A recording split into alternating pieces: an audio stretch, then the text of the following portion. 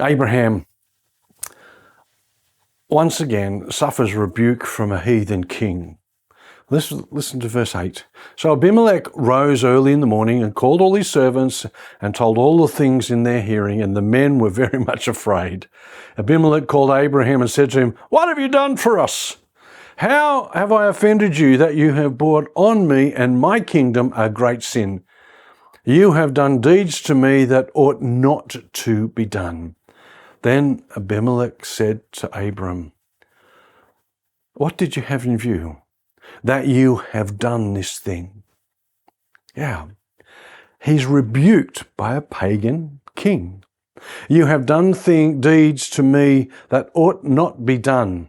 It's sad to see that Abimelech, that he was right, and Abraham, the man of God, was in the wrong. And Abimelech told Abraham so. Imagine the embarrassment. He also questions, what did you have in view that you have done this thing? This was a logical thing for Abimelech to ask. Well, why are you doing this? Why did you think you needed to do this? Abraham certainly did not have the Lord in view when he lied and failed. Verse 11 goes on and says, "And Abraham said, because I thought, surely the fear of God is not in this place, and they will kill me on account of my wife. But indeed, she is truly my sister. She is the daughter of my father, but not the daughter of my mother. She became my wife.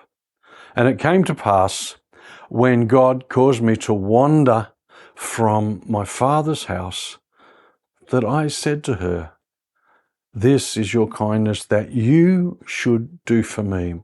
In every place, wherever we go, say to me, he is my brother." This is just a little bit weird. Surely the fear of God is not in this place. Abraham saying this is not a holy nation. He's judging the nation. And he doesn't have the right to do that. This is his excuse for sinful deception. The real problem is he doesn't fear God enough.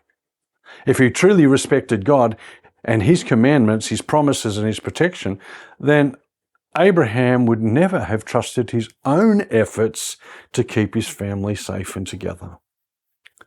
When he says, truly she is my sister, this is another attempt to justify his lie by saying what really may be a truth, but a half-truth.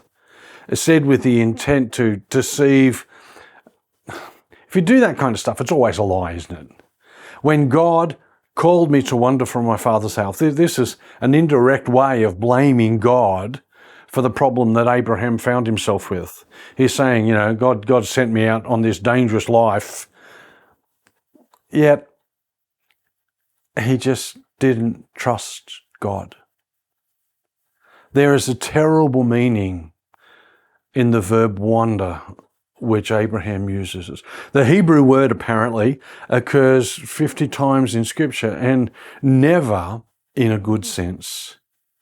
It's used for animals going astray, or it's used as of a drunken man reeling and staggering, or of a sinful seduction, or of a prophet's lying and causing people to err, or of a path of a lying heart. 6 other words could have been used for the word wander, but this is the one that was used. Abraham used this word. Yeah, it has very negative connotations. You see, Abraham should have said, forgive me, Abimelech, for dishonoring both you and God. But what does he do? He makes up excuses. How real is that?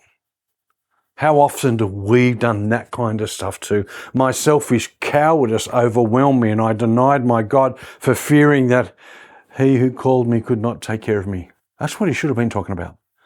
But that's not what he talked about. That's not how we put it together.